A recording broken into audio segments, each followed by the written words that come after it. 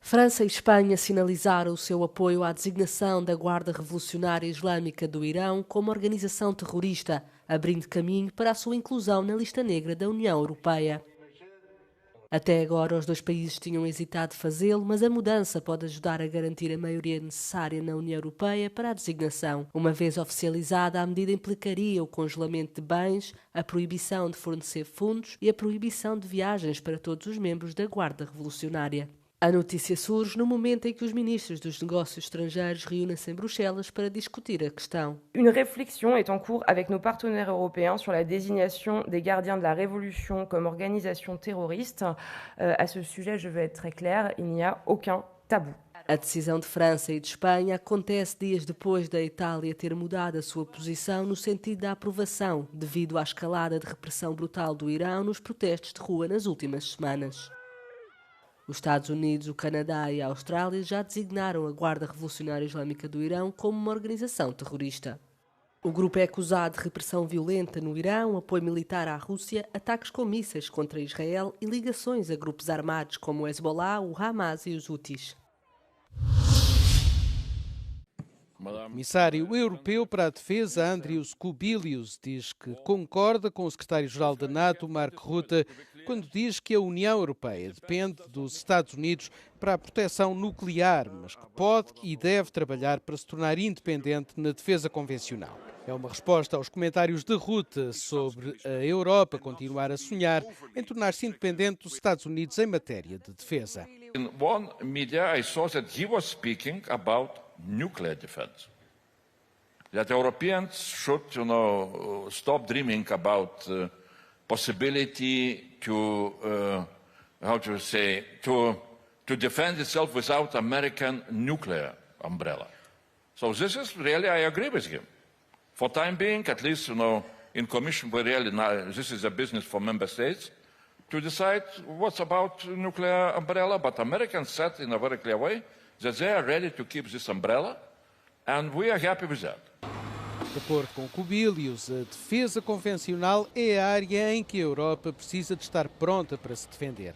Por exemplo, encontrando uma solução para substituir os até 100 mil militares no ativo que o exército norte-americano tem atualmente estacionados em toda a Europa.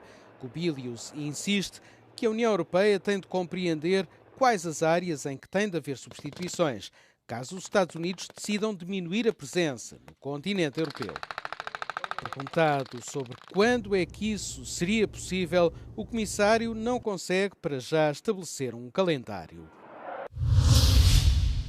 A Bielorrússia é o mais recente país a aderir ao Conselho da Paz, a iniciativa do presidente dos Estados Unidos, Donald Trump, para a resolução de conflitos. Numa declaração no X, o Conselho da Paz afirmou que acolhe a Bielorrússia como membro fundador desta organização internacional em crescimento. Não é claro se Minsk pagou a taxa de $1.000 milhões para garantir a adesão permanente da Bielorrússia.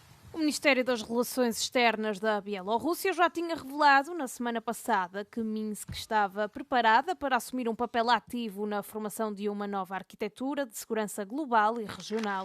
Mais de 20 países concordaram em aderir ao Conselho da Paz de Donald Trump. A iniciativa expandiu-se além da sua função original de supervisionar o cessar-fogo em Gaza, para o que Trump descreve como uma mediação mais ampla de conflitos. Sanções da União Europeia foram impostas ao governo do presidente Alexander Lukashenko após a disputada eleição presidencial de 2020 e a violenta repressão a manifestantes e dissidentes. Outras medidas foram introduzidas depois de o país ter permitido que a Rússia usasse o seu território para lançar a invasão em grande escala da Ucrânia no início de 2022. Milhares de pessoas estão a congelar dentro de casa, em Kiev. Como resultado dos ataques russos contra infraestruturas energéticas na cidade, cerca de 610 mil residências estão sem energia elétrica na capital ucraniana. І без світла дуже важко жити.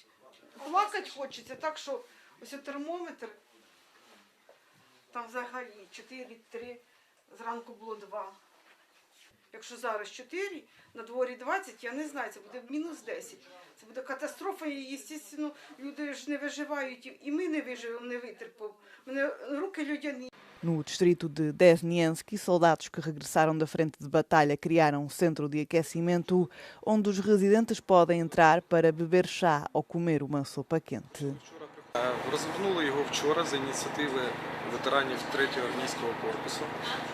Знаєте, у нас в Києві склалася така ситуація, що в свій час кияни активно допомагали та донатили військовим, а тепер військові прийшли підтримати киян у такий скрутний час.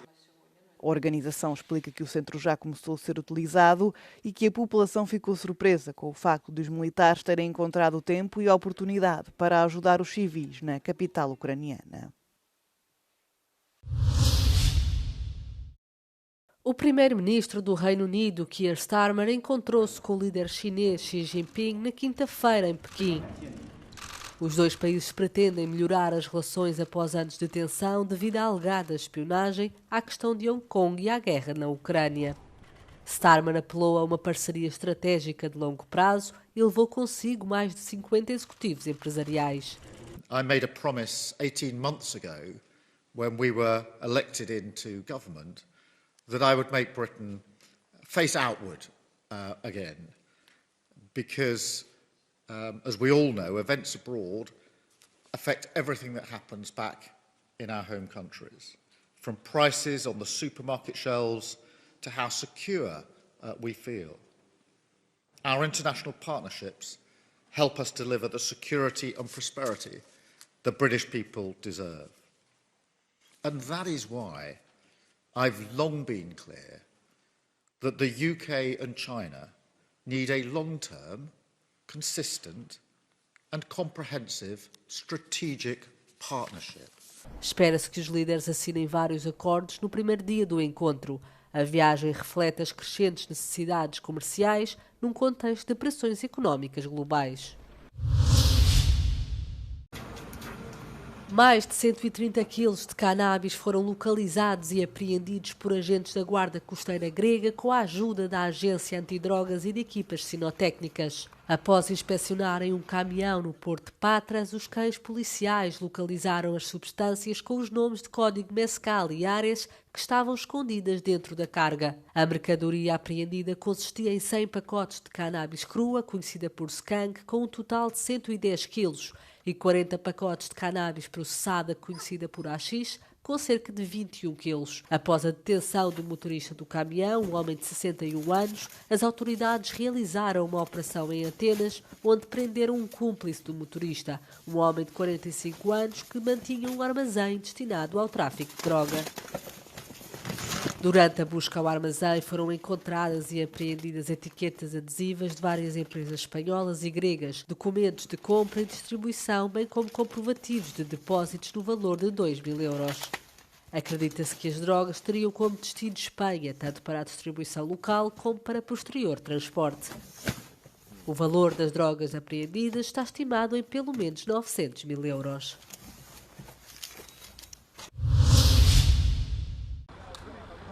Os transportadores do Montenegro encerraram o bloqueio do tráfego de mercadorias na quinta-feira após negociações com o governo. Os camionistas tinham estacionado perto das fronteiras com a Albânia, Sérvia, Croácia e Bósnia desde segunda-feira. Exigiram mais subsídios, reembolsos mais rápidos do IVA e alterações ao ETIAS, uma autorização prévia obrigatória exigida para a isenção de visto. Foram encontradas soluções para a maioria das questões, incluindo os tempos de trânsito de 72 horas e o horário dos inspectores fitossanitários. Os caminhões estão agora a retirar-se das passagens fronteiriças. A associação afirma que a economia e todos os cidadãos vão beneficiar com o reinício dos transportes.